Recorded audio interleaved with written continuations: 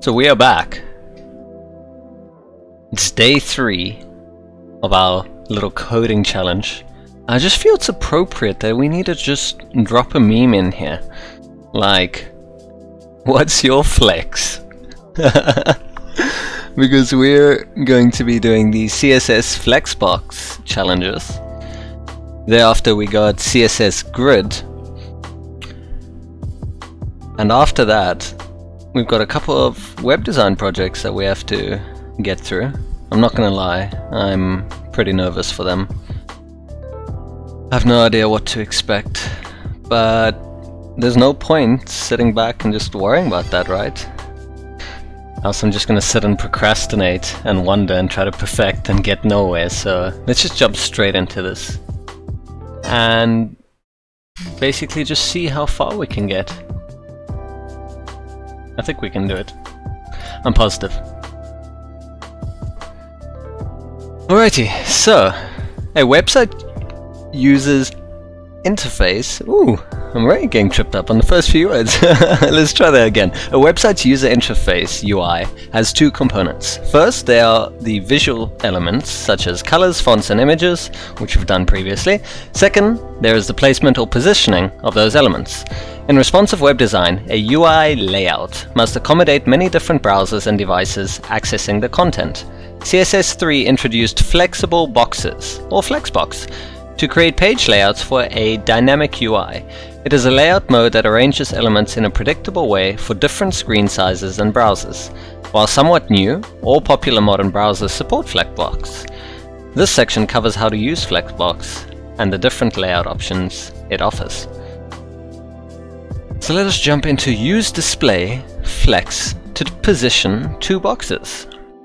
So this is different to what was it, float left, float right, that we did yesterday. This section uses alternating challenge styles to show how to use CSS to position elements in a flexible way. First, a challenge will explain the theory, then a practical challenge using a simple tweet component will apply the Flexbox concept. Placing the CSS property display flex on an element allows you to use other flex properties to build a responsive page. Add the CSS property display to box container and set its value to flex. Okay, so display flex. Whoa. Okay, so kind of just moved it inline. Is it me or is it like... Oh no, it's just a border, because like the color, it seems slightly off there. But it's not. Okay, so that should be it. Add flex superpowers to the tweet embed. To the right is the tweet embed that will be used as a practical example. Some of the elements would look better with a different layout. The last challenge demonstrated display flex. Here you'll add it to several components in the tweet embed to start adjusting their positioning. Add the CSS property display flex to all of the following items. Note that the selectors are already set up in the CSS. Header, the headers, profile name, the headers, follow button, the headers H3 and H4, as well as the footer and the headers, the footer's stats. So our header should have a display property. Okay, so we basically just gonna display flex everything? All we have to do? Okay, so what does that change?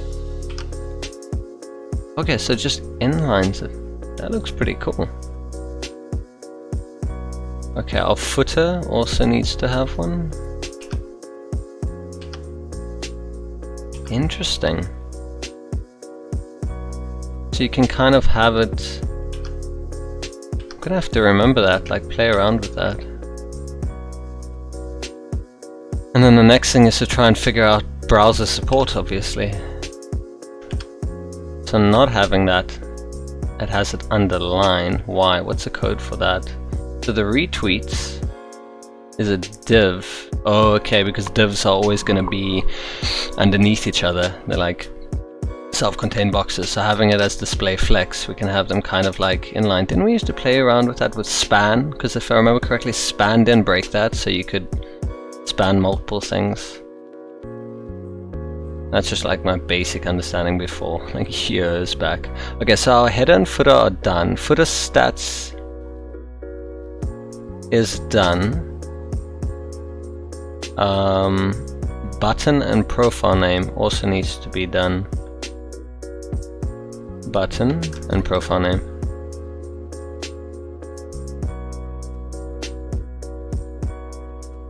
What if I added a little bit of spacing there? Is that it? Profile, button, stats. I think that's it. No, we're missing... Okay, the H3 and H4 tags. My bad. So where are those? There they are. Cool.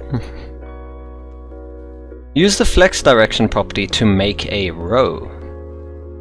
Adding display flex to an element turns it into a flex container. This makes it possible to align any children of that element into rows or columns. You do this by adding the flex direction property to the parent item and setting it to a row or column. Creating a row will align the children horizontally, and creating a column will align the children vertically. Other options for flex direction are row reverse and column reverse. The default value for flex direction property is row. Add the CSS property flex direction to the box container element and give it a value of row reverse. Okay, so box container, you want flex direction, because we need a display flex. If we didn't have display flex, this wouldn't work, would it? Was it row reverse? What am I reading now? Yeah. So if we didn't have...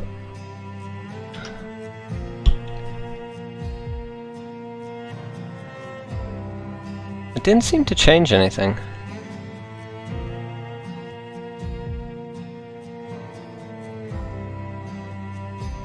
Or is it just me? Oh! Okay, I see exactly what it did. It was the blue square before, and it literally just flipped it around. That's crazy. Wow. And obviously that wouldn't work without display flex. It would just do nothing. That's cool. Apply the flex direction property to create rows in the tweet embed. Okay, our previous example. The header and footer in the tweet embed example have child elements that could be arranged as rows using the flex direction property. This tells CSS to align the children horizontally.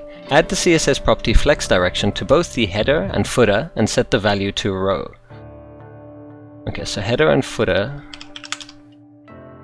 Okay, now here's one thing. They said that the default value for flex direction is row. So can't we just have it empty? It doesn't change anything, does it?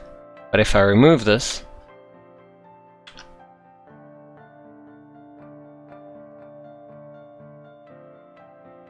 where's the footer? Let's just try it. Flex direction.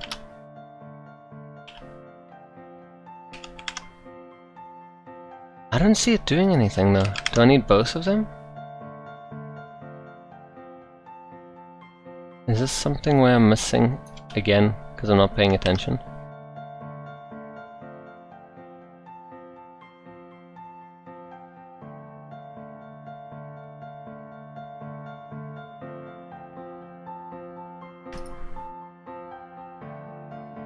I wonder if the default state is when you do inherit, because then, what was it, inherit or initial?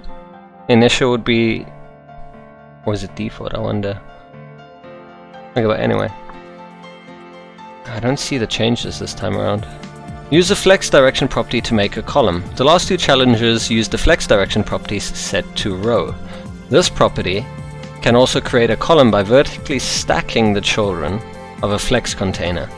Add the CSS property flex direction to the box container element and give it a value of column.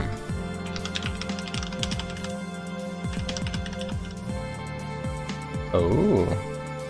What if I have it just like that? Nothing. Okay. Apply the flex direction property to create a column in the tweet embed. The tweet embed header and footer used the flex direction property earlier with a row value. Similarly, the items inside the profile name element would work well stacked as column. Add the CSS property flex direction to the header's profile name and set the value to column.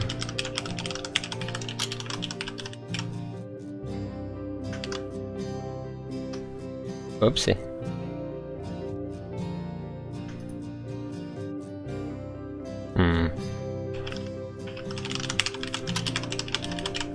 There we go.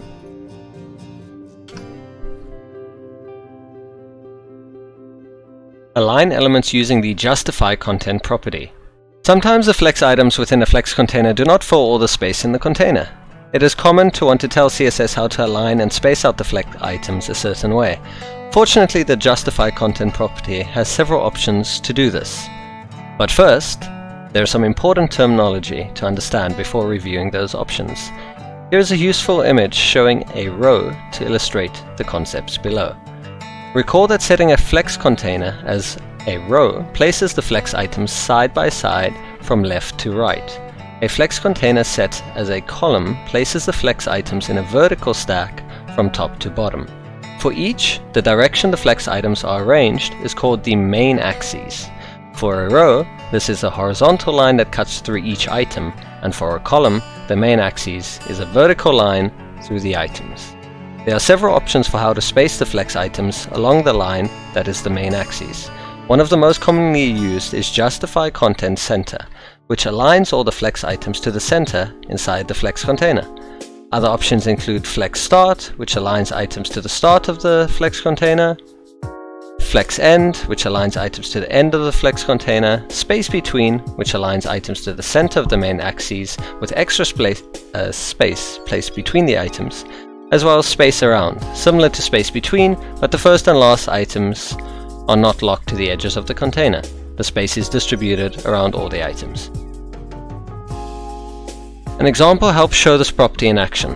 Add the CSS property Justify Content to the box container element and give it a value of center. So we're going to Justify Content center. Ooh, I like this. Flexbox is really going to come in handy.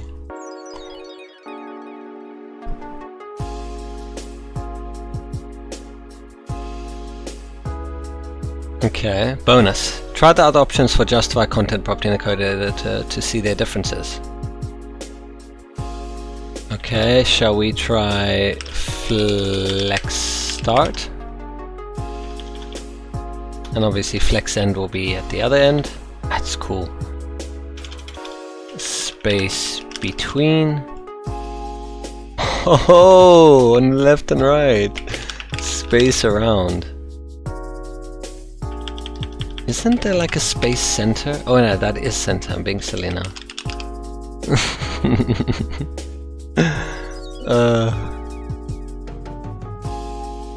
I like that. I really do. Flexbox CSS support.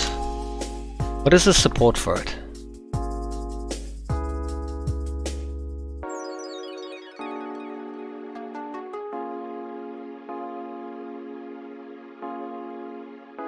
Can I use Flexbox?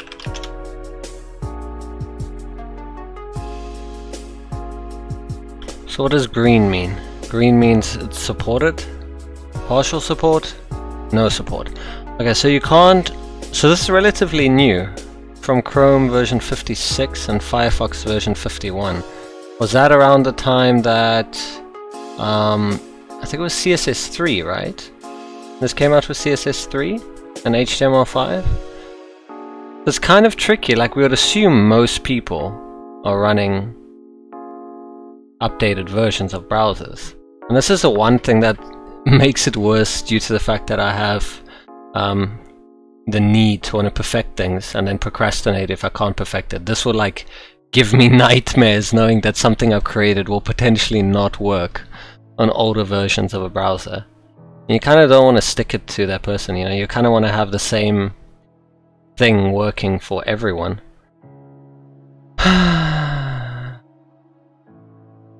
But I mean, it's quite well supported. We got partial support. When did we get full support? Since July 2017. That's not bad, right? It's still kind of recent. So around 2017, And Edge still doesn't have support for it. It's like partial support, not Flexbox. I mean, there are other ways to work around, you know, getting Flexbox. Flexbox just makes it easy. I'd have to like read some stuff, and IE just does not support it at all. Why? Oh. And what was it? Grid? There are levels to it? Level 1? But this was quite wide supported since 2017. And IE does support it with the prefix of MS. Okay, well, we were looking to that when we were actually building our project, weren't we? For now, let's move on. Use the justify content property in the tweet embed. The last challenge showed an example of the justify content property for the tweet embed. This property can be applied to align the items in the profile name element. Add the CSS property justify content to the profile name element. Yes. To any of the options from the last one. What were the other ones? Was there a... There was center? There was... I can't remember now. There was flex start. And there's also flex end. And then there's center. Which do we like? Let's go with flex start. Ooh, it's gonna bother me. No, I needed center. There you go. Align elements using the align items property. The align items property is similar to justify content. Recall that justify content property align flex items along the main axis. For rows, the main axis is a horizontal line, and for columns, it is a vertical line. Flex containers also have a cross axis, which is the opposite of the main axis. For rows, the cross axis is vertical, and for columns, the cross axis is horizontal. Okay, so it's just flipped around.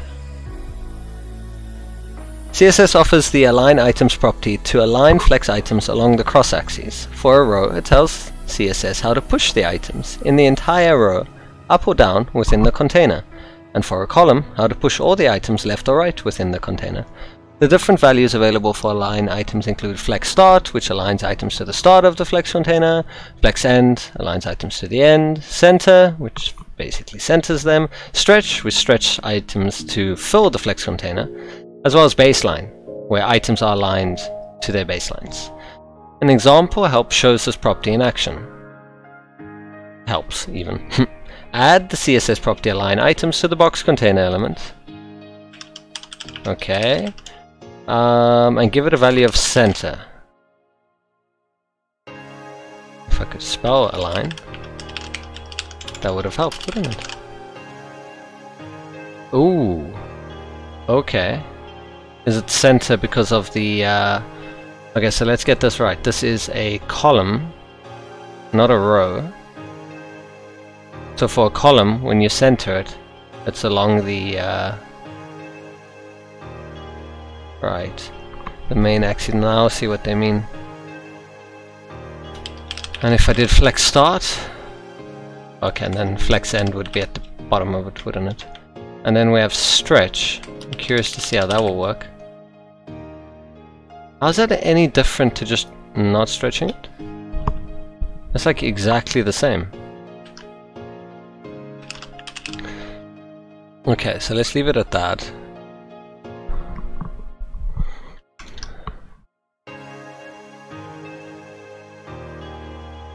Use the align items property in the tweet embed. The last challenge introduced the align items property and gave an example. This property can be applied to a few tweet embed elements to align the flex items inside them. Add the CSS property align items to the header's follow button element. Set the value to center.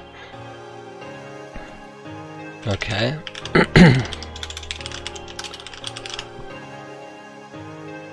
Did it move? Oh, okay. I made it like kind of smaller. It's interesting that you would use this. Like, I know it's cool, it gives you ways to do these things, but what it's basically achieving, it's like, you could do that with padding, couldn't you? Because that's just like extra padding. In fact, like, I'm pretty sure, is there something that gave it that padding, or... Because where's the background coming from? Let's see, it's part of header, right? Or maybe it's due to the flex, but it's got that bit of padding at the top and bottom. So I wonder if we couldn't literally achieve that by going padding.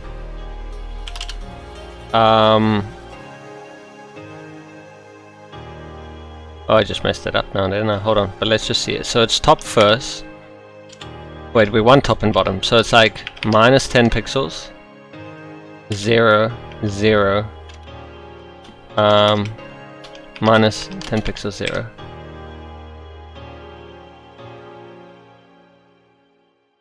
I don't need to have commas between these, do I?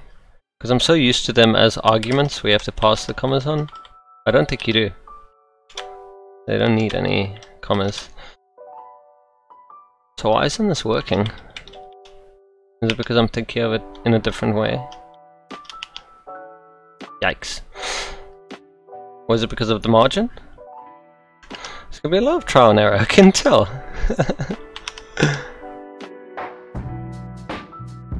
It's probably because of the display being set to flex, isn't it? What if I removed... Oops! Remove flex completely. There we go. Wait, no? Thought I achieved something. Ah. And here I got excited. We'll figure it out. Let's just complete with the examples. So use the flex wrap property to wrap a row or column. CSS Flexbox has a feature to split a flex item into multiple rows or columns. By default, a flex container will fit all flex items together. For example, a row will all be on one line.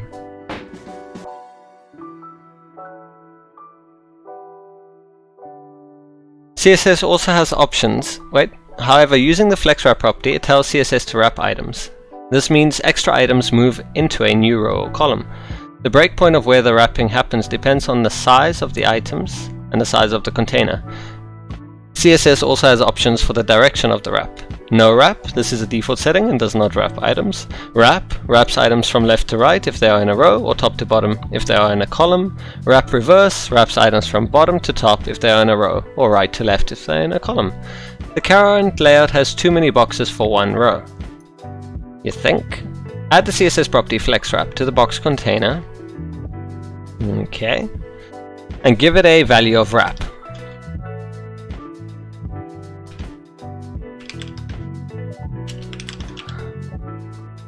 Ooh. How did it do that? Is it because we set a certain, like, width? Oh, that's smart, because if it's truly 25%, I'm just gonna go and like suck on my thumb here, but if this is 25%, right, that means 4 of them would be, 4 of them would be 100%, wouldn't they?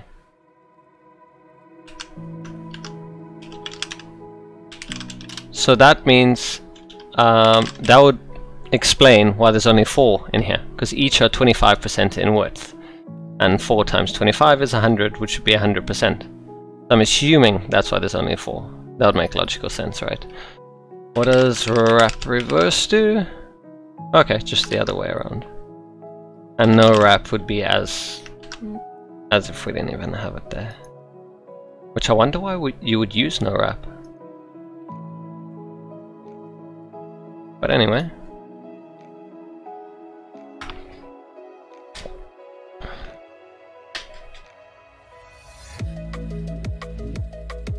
Use the flex shrink property to shrink items. I guess if you want to fit multiple items in, or... So far all the properties in the challenges apply to the flex container, the parent of the flex items. However, there are several useful properties for the flex items. The first is the flex shrink property. When it is used, it allows an item to shrink if the flex container is too small. Items shrink when the width of the parent container is smaller than the combined widths of all the flexed items within it. The flex shrink property takes numbers as values. That's like responsive. That makes sense. So if you had to like change your viewport and it gets smaller and your flex box gets smaller, then you would obviously automatically just shrink everything inside to fit. You just have to take into account, is it still like legible or whatever.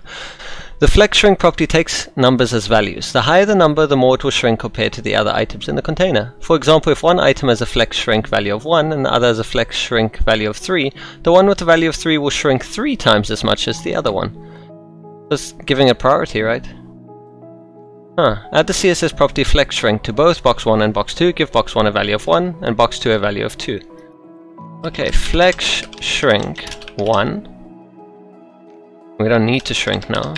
Flex, shrink 1. What if I did 1 for 1? Okay, they're not shrinking, but it's kind of like ratios, right? 1 to 3 ratio. Does it have like a limit? At some point, does it like completely get rid of the red? Seems like it. Ah, I saw a bit of red. Up to 300 still. That's pretty cool. Nice. I like. Does it work with like percentages? Like 10%? Is that working? No.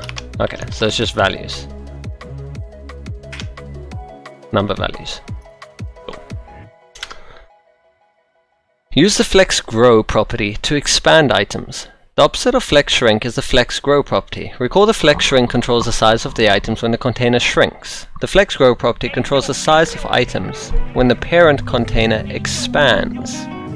Using a similar value or similar example from the last challenge, if one item has a flex grow value of 1 and the other has a flex grow value of 3, the one with the value of 3 will grow 3 times as much as the other. So can you use a combination of flex grow and flex shrink to decide what happens if your flex container grows and shrinks? Add the CSS property flex. Why am I slurring my words? Add the CSS property flex grow to both box 1 and box 2. Okay, and what do you want flex 1 to be? Well, box 1 is going to be a value of 1. Easy there, jeez, it just like completely devoured the other box. Savage. Oh, that grows. Yeah, okay. Sweet. Use the flex basis property to set the initial size of an item. The flex basis property specifies the initial size of the item before CSS makes adjustments with flex shrink or flex grow. The units used by the flex basis property are the same as the other size properties, pixels, percentage, etc. The value auto sizes items based on the content. Set the initial size of the boxes using flex basis. Okay. Add a CSS property flex, give 1 10em and box 2 a value of 20em. Oh, so if you don't do that, it has no... Wow, that's interesting. If you don't do that, it has nothing. Can I do... Was it flex... it was grow? Was it not flex grow? Was it expand? No, it wasn't. It was flex shrink. I've already forgotten it. Oh, never mind. It was grow. I just didn't have the colon. So you can have multiple. And what if I did flex shrink 2?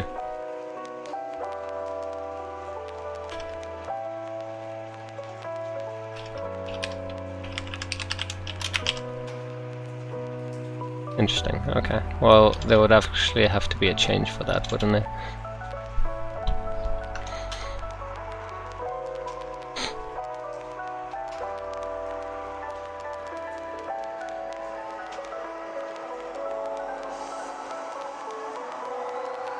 There's a shortcut available to set several flex properties at once. The flex grow, flex shrink, and flex basis properties can all be set together by using the flex property. For example, flex 1, 0, 10 pixels will set the item to flex grow 1, flex shrink 0, and flex basis 10. Okay, so it's in that order. Grow, shrink, basis. The default property settings are flex 0, 1, auto. Add CSS property flex to both box 1 and 2. Give box 1 the value so its flex grow is 2. Okay. flex shrink is 2, and its basis is 150 pixels. And then box 2 should have 150 pixels. These values will cause box 1 to grow to fill the extra space at twice the rate of box 2 when the container is greater than 300 pixels, and shrink at twice the rate of box 2 when the container is less than 300 pixels. 300 pixels is the combined size of the flex basis values of the two boxes.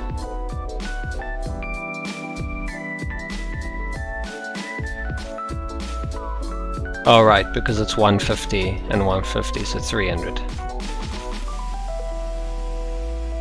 When the container is greater than 300 pixels.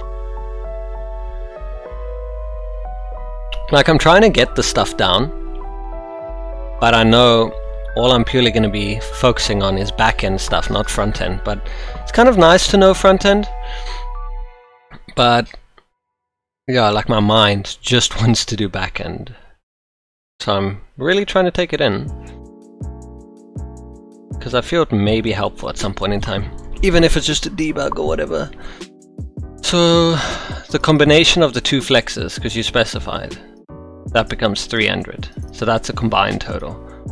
Okay, that makes sense. So if the container is greater than 300 pixels, they will start shrinking based on the flex that you've set. Okay, makes sense. Cool. Use the order property to rearrange items. So previously we could reverse them, now we can actually order them? This is crazy. Like, at what point do you just decide this is something that should be done in your actual ordering in HTML? You're now using CSS to correct something that you could have just done properly from the start? Doesn't make sense that you would just go ahead and, you know, flip it like this. But I guess they're trying to teach us something, huh? If you don't have access to the source code or whatever, the HTML, and you can just edit the CSS override or whatever. Makes sense. The order property is used to tell CSS the order of how flex items appear in the flex container. By default, items will appear in the same order as they come in the source HTML. The property takes numbers as values, and negative numbers can be used. Add the CSS property order to both box 1 and 2, and give box 1 a value of 2, and box 2 a value of 1. Do I need to? Since the moment I said order 2, they kind of already switched in there. But I guess if you had multiple.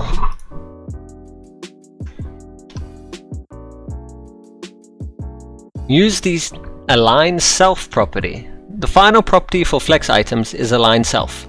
This property allows you to adjust each item's alignment individually, instead of setting them all at once. This is useful since other common adjustment techniques using the CSS properties float, clear, and vertical align do not work on flex items. Align self accepts the same values as align items and will override any value set by the align items property. Add the CSS property align self to both box 1 and 2. Align, wait.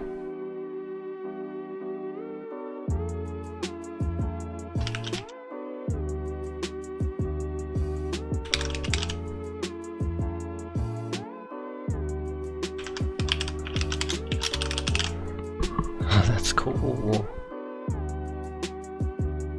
They can align the item individually.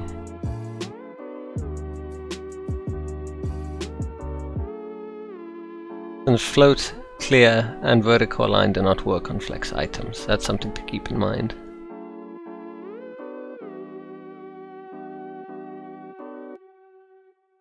What? The box 2 element should have the align self property set to... Oh, I didn't read. It would help if I read, right? There we go. End of your flex. And that was literally the end. Now we have an introduction to the CSS Grid challenges.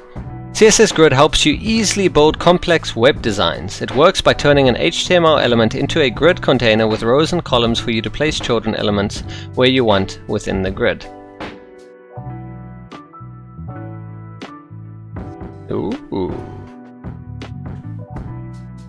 Create your first CSS grid. I think I'm gonna like this more than Flex. Flex is cool, but grid seems to be the bomb. Turn any HTML element into a grid container by setting its display property to grid. So instead of Flex, it's now grid. This gives you the ability to use all the other properties associated with CSS Grid. In CSS Grid, the parent element is referred to as the container, and its children are called items. Change the display of the div with the container class to grid. No, display block. Done. Let's go home. Does Flex work here too? Are they going to show us? Oh, look at that Flex. Nice. Okay, so let's do grid, see what happens. How did that change anything? Did it change anything? Oh, right, because we're just starting off. We need to still tell it what to do, so yeah. Baby steps. Add columns with grid template columns. Simply creating a grid element doesn't get you very far. It's like this was designed exactly for me. It's like, ooh, let me set this display to grid. Huh, nothing's happening. You need to define the structure of the grid as well. To add some columns to the grid, use the grid template columns property on a grid container as demonstrated below. So this will give you your grid 2 columns that are 50 pixels wide each. The number of parameters given to the grid template columns property indicates the number of columns in the grid. Oh, so because we specified 250 pixels, we're going to get 2 columns. And the value of each parameter indicates the width of each column. Give the grid container 3 columns that are 100 pixels wide each. I got you. Grid, template, columns. 50 pixels, wait, sorry, 100 pixels, 100 pixels, 100 pixels. There you go. That's 3 columns.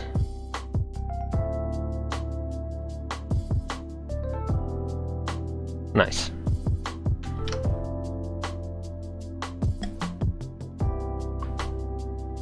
Add rows with grid template rows. The grid you created in the last challenge will set the number of rows automatically. To adjust the rows manually, use the grid template rows property in the same way you used grid template columns in the previous challenge.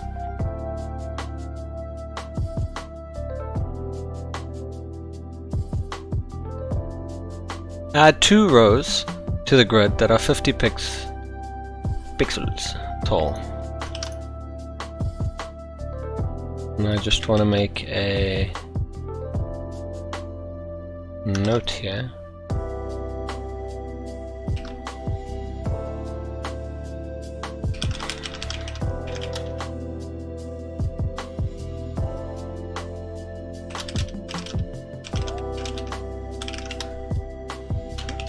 Okay. Add 2 rows to the grid that are 50 pixels tall each. So over here we're going to do grid template rows. And we need to add 2 of them, you say.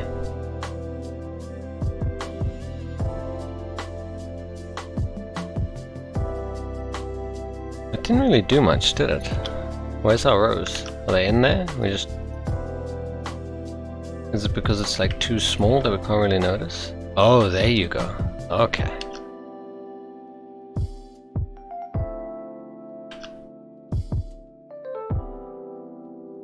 Because the first row can then be like 350 pixels. Ah, sweet. Use CSS grid units to change the size of columns and rows. You can use absolute and relative units like pixels and em in the CSS grid to define the size of rows and columns. You can use these as well. FR sets a column or row to a fraction of the available space, so like 1/4 or 1/6, I guess. Auto sets a column or row to the width or height of its content automatically. Percentage adjusts a column or row to the percent width of its container. Here's a code that generates the output in the preview.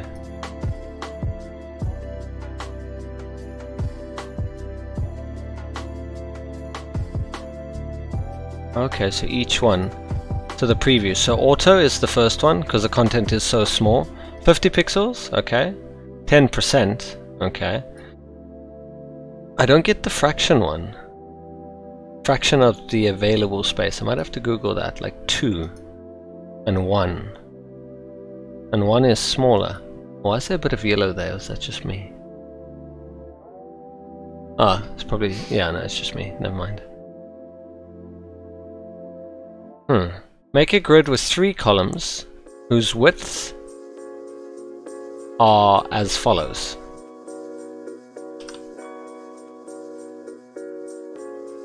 Okay, so 1 fraction, 100 pixels, and 2 fractions.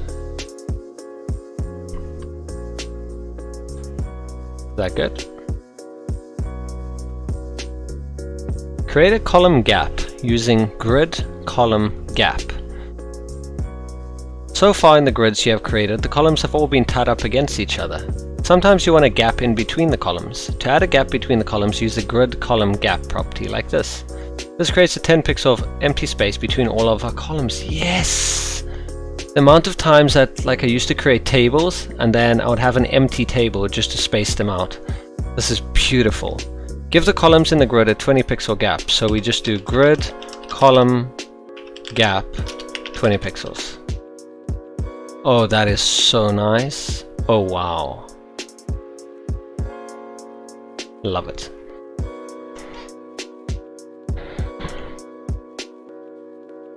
Create a row gap using grid row gap. Okay, so exactly the same as above. Create a gap for the rows that is 5 pixels tall. So we just use grid row gap 5 pixels.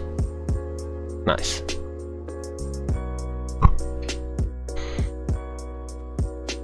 If I wanted grid column gap 5 pixels. Oh, sweet. Add gaps faster with grid gap. Grid gap is a shorthand property for grid row gap and grid column gap from the previous 2 challenges that's more convenient to use. If grid gap has 1 value, it will create a gap between all rows and columns. However, if there are 2 values, it will use the first one to set the gap between the rows and the second value for the columns. Use grid gap to introduce a 10 pixel gap between the rows and 20 pixel gap between the columns. That is so cool. Okay, so grid gap 10 pixel, 20 pixel. Love it. Use grid column to control spacing. Up to this point, all the properties that have been discussed are for grid containers. The grid column property is the first one for use on the grid items themselves. The hypothetical horizontal and vertical lines that create the grid are referred to as lines. These lines are numbered starting with 1 at the top left corner of the grid and move right for the columns and down for the rows, counting upward. This is what the lines look like for a 3x3 grid. Oh, there are lines? Oh, because they're lined. 1, 2, 3, 4. Right, so you have to picture that. To control the amount of columns an item will consume. Oh, is this how you start making... I've seen that before. You have those in those templates and stuff. So you have one container that's like that 6 of 12 or whatever, 1/2. Okay, so you can use it in conjunction with the line numbers you want the item to start and stop at. Here's an example. Grid column 1/3. This will make the item start at the first vertical line on the grid on the left and span to the third line of the grid, consuming 2 columns. Make the item with the class item 5 consume the last 2 columns on the grid. Okay, so grid column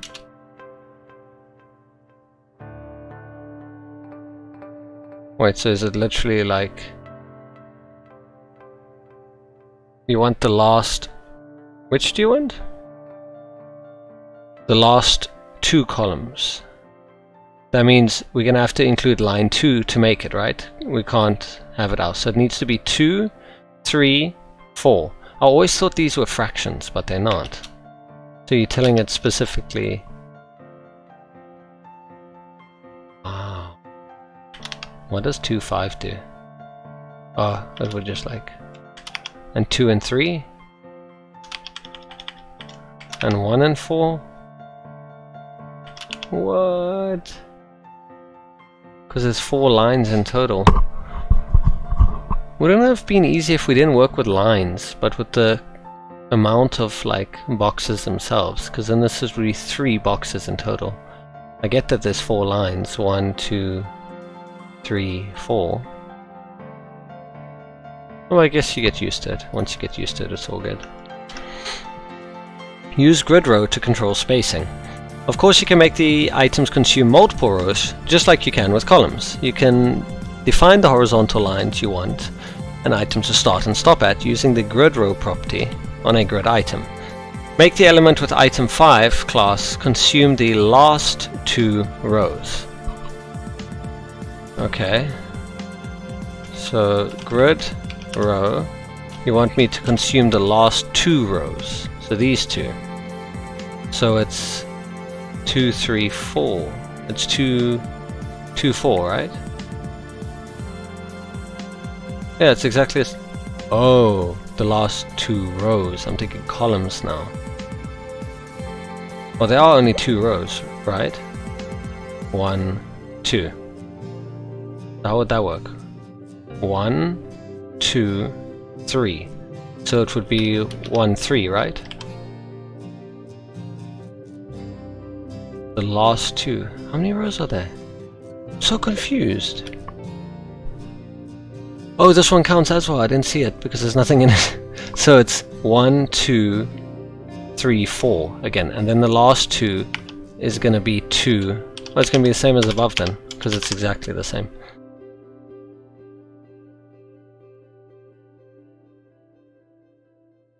Okay. It's going to take some getting used to, that's for sure. Align an item horizontally using Justify Self. In CSS Grid, the content of each item is located in a box which is referred to as a cell. You can align the content's position within its cell horizontally using the Justify Self property on a grid item. By default, this property has a value of stretch, which will make the content for the whole width of the cell. This CSS Grid property accepts other values as well. Start aligns the content at the left of the cell, center aligns the content in the center of the cell, end aligns the content at the right of the cell. Use the Justify Self property to center the item with the class item 2.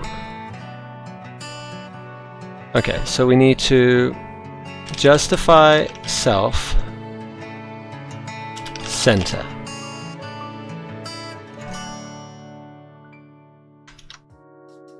Align an item vertically using Align Self. Same as before, this time we're going to use Align Self. Was it end? There we go. Align all items horizontally using Justify Items. Sometimes you want all the items in your CSS grid to share the same alignment. You can use the previously learned properties and align them individually, or you can align them all at once horizontally by using Justify Items on your grid containers.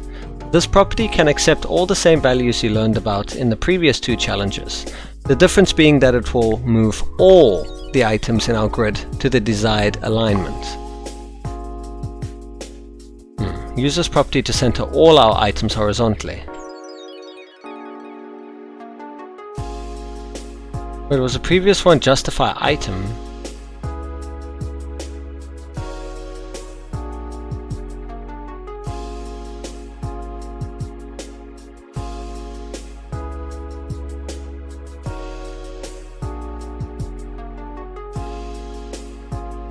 Oh, it was Align Self. Okay, so now we're using Justify Items.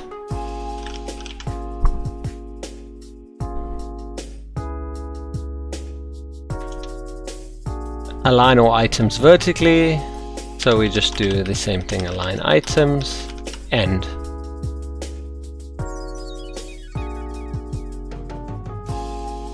Divide the grid into an area template. Ooh.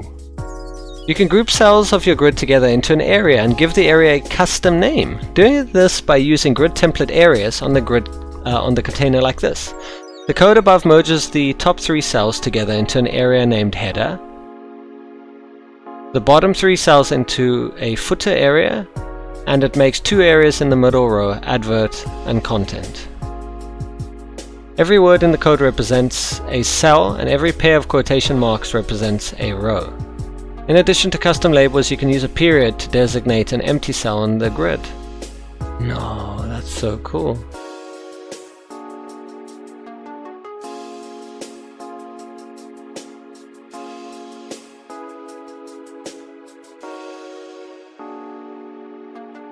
But we don't really get to see that. What's the point of the name? Hopefully they'll teach us. Because you don't, obviously you wouldn't be able to see it. Okay, so all we need to do is place the area template so that the cell labeled advert becomes an empty cell. So just a period.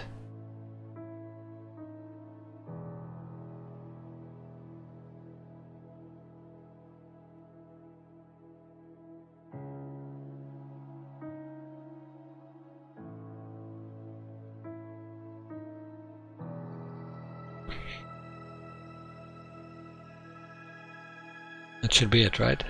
Yeah. Place items in grid areas using the grid area property. After creating an areas template for your grid container, as shown in the previous challenge, you can place an item in your custom area by referencing the name you gave it. To do this, you use the grid area property on an item like this. It's interesting, like CSS is becoming more of like an actual language. It's no longer just markup for HTML. It's like getting into advanced things that you think you'd use like JavaScript or like jQuery with. I wonder if that direction, it's like, you know, stick to the basics, but it's kind of cool that I can do that though. As long as obviously browsers support it. Because now you're trying to utilize things where JavaScript has been around for how long now? And then these new functions still need to be added and updated, and older browsers can't support them. So I guess that's the downside.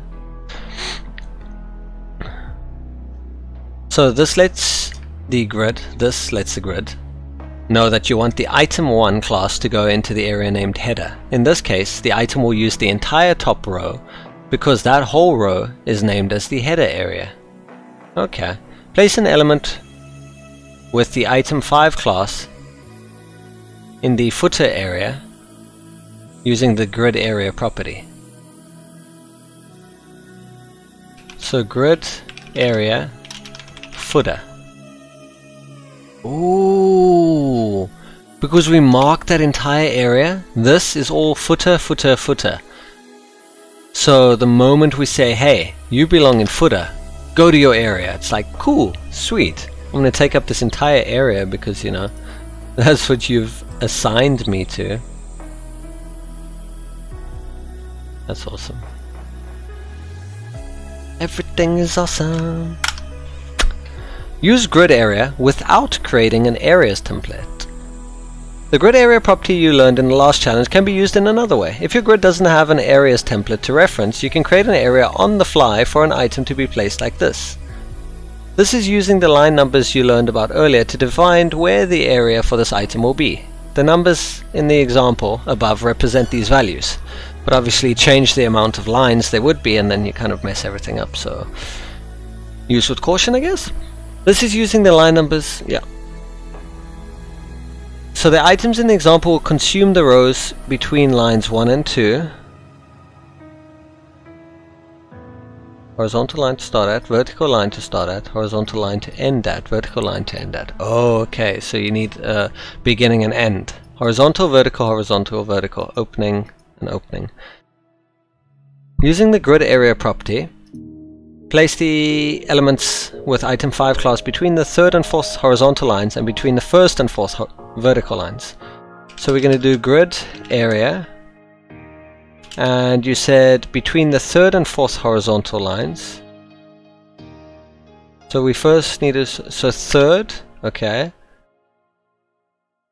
and first and fourth and fourth. Whoops, whoops, 1, 4, 4. So just like that.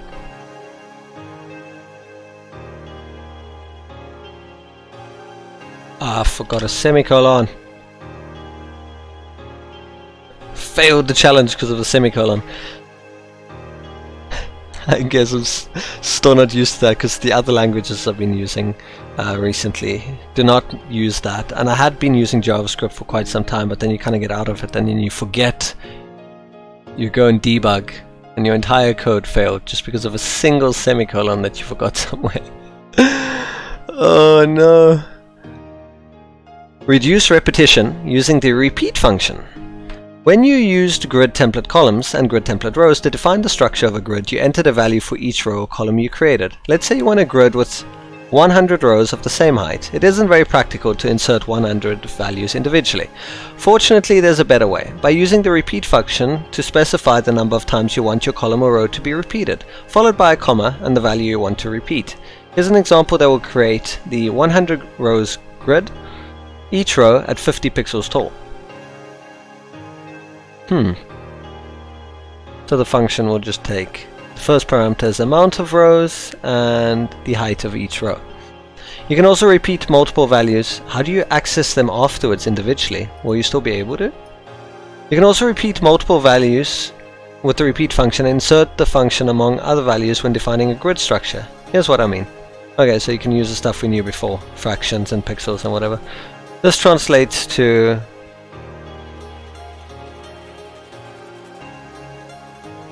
oh, that's cool.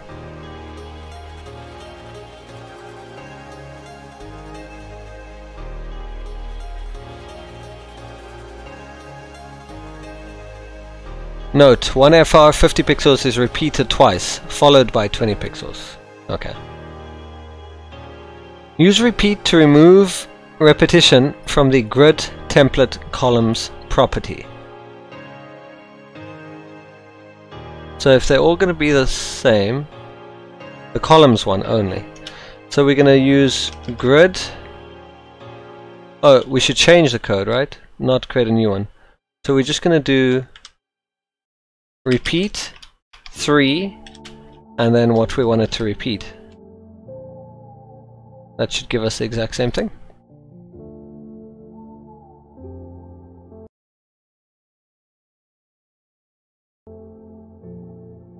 Limit item size using the min-max function is another built-in function to use with grid template columns and grid template rows called min-max. It's used to limit the size of items when the grid container changes size. To do this, you need to specify the acceptable size range for your item. Here's an example. Oh, so we don't have like too many boxes in a space or something, right? In the code above, grid template columns is set to create 2 columns. The first is 100 pixels wide, and the second has the minimum width of 50 pixels and the maximum width of 200 pixels. Using the min-max function, replace the 1FR in the repeat function with a column size that has the minimum width of 90 pixels and the maximum width of 1FR, and resize the preview panel to see the effect.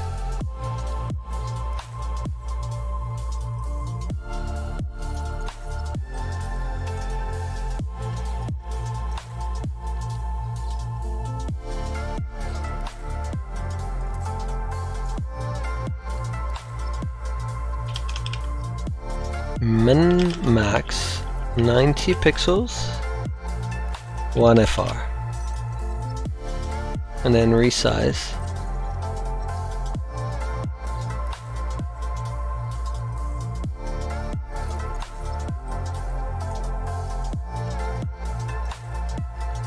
What if I did the minimum of like 190? It won't get smaller than that, I assume.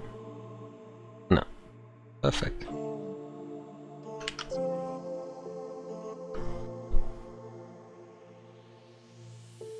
Create flexible layouts using autofill. The repeat function comes with an option called autofill. This allows you to automatically insert as many rows or columns of your desired size as possible depending on the size of the container.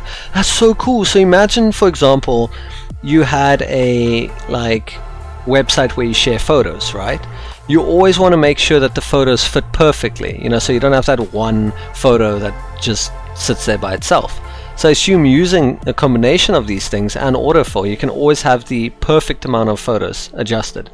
Kind of like, the only thing I could think of now is like Steam screenshots when you view them. Some of them are larger, some of them are smaller. So I guess in that sense I'll try to work it out so you always have the perfect amount. So this allows, so in the preview grid template columns is set to that. When the container changes size, this setup keeps inserting 60 pixel columns and stretching them until it can insert another one.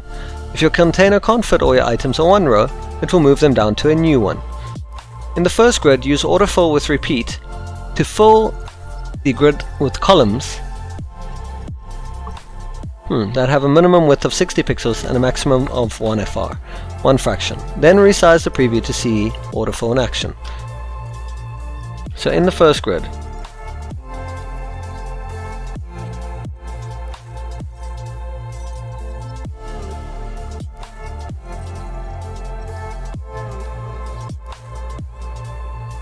so we're going to change this to autofill. Minimum of 60 pixels and 1 FR.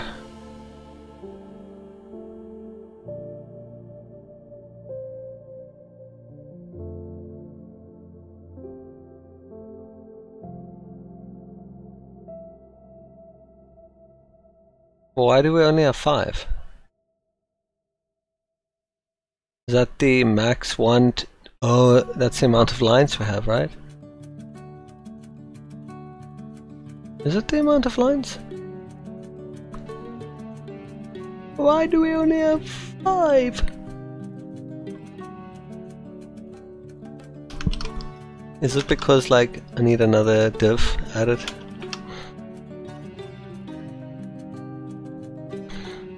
I'm confused. I get that it's resizing it.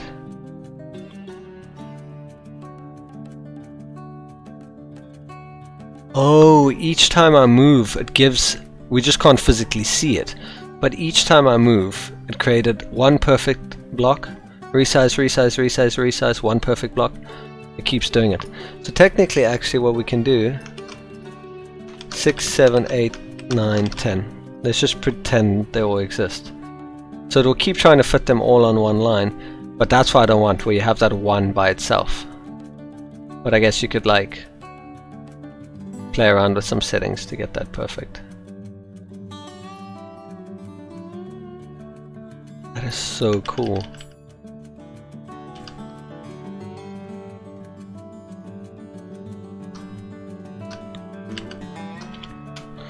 Cool.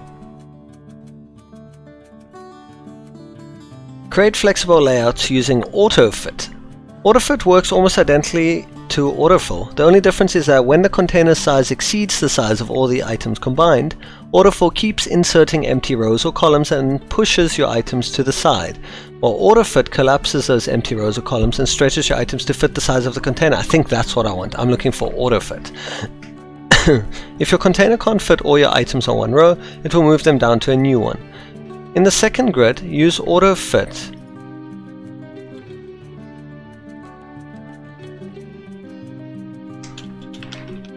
Right. Use AutoFit with repeat to fill the grid with columns that have a minimum width of 60 pixels and 1 FR. There you go.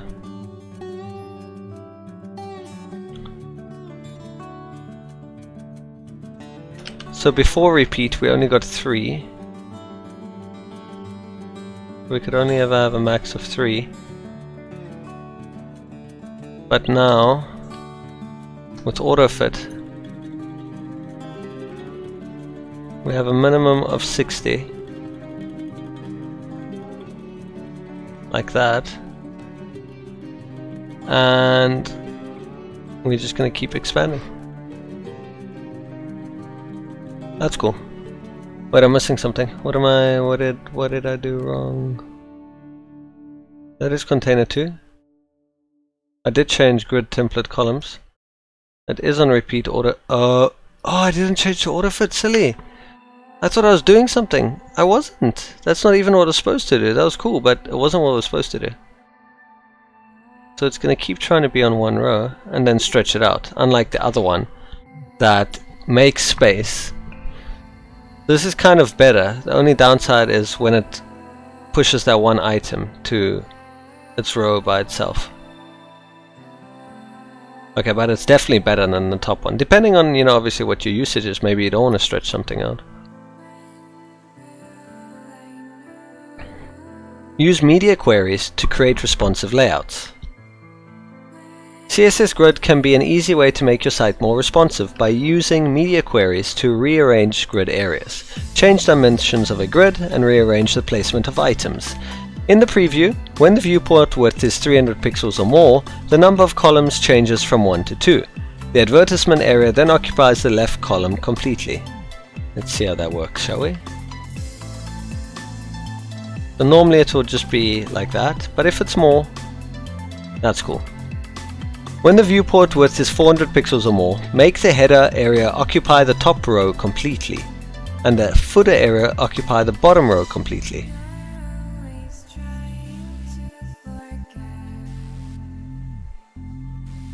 So min width 400 pixels. We are going to want to use the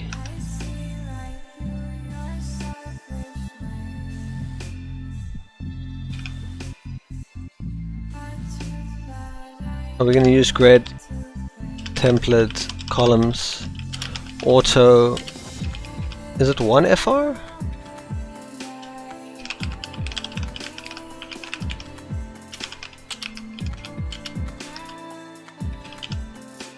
Same as above, and it's more than 400 pixels. Does that work? No, clearly it didn't work.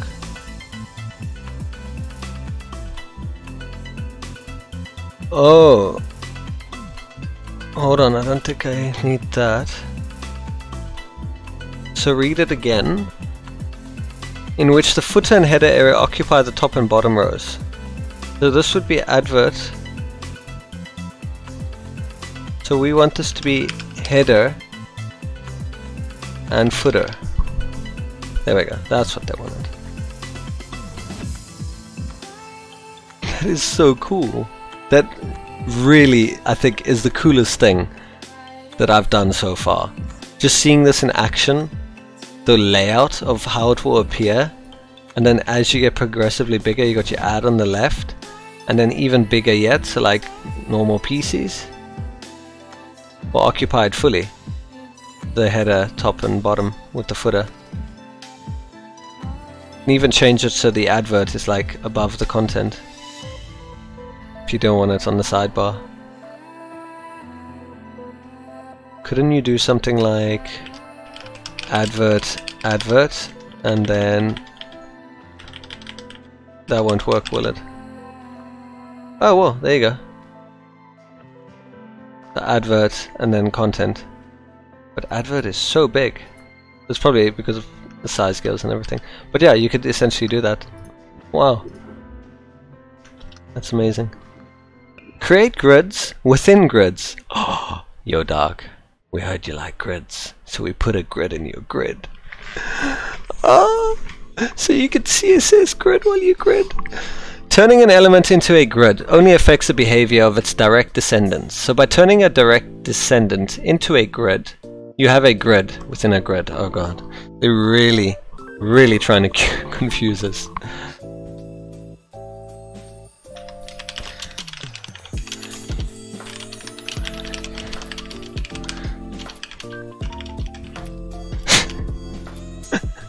For example, by setting the display and grid template columns property of the element with the item 3 class, you can create a grid within your grid. They're really trying to lose me here, aren't they?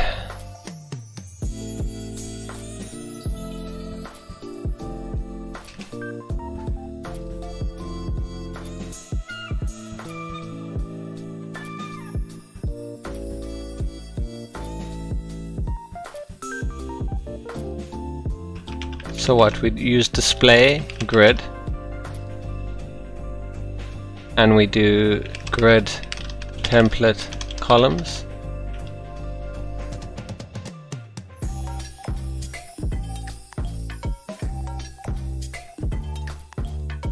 Auto 1FR. But if we didn't do that, we would be left with paragraph 1, paragraph 2. Interesting.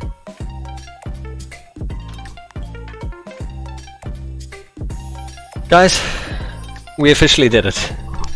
We have gotten through CSS Flex and CSS Grid. Now, for the ultimate ending, we have the responsive web design projects.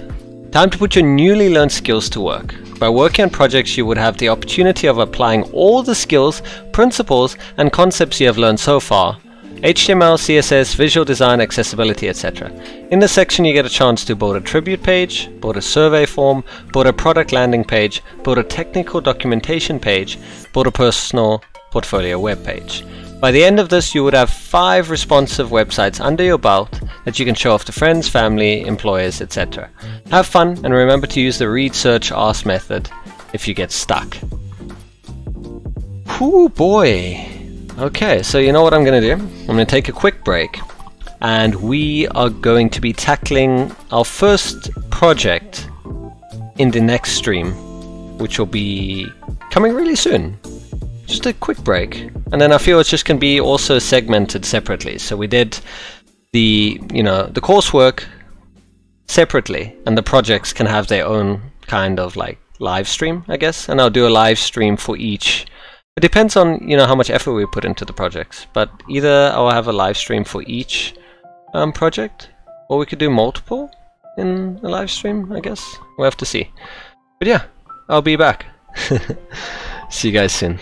Bye for now.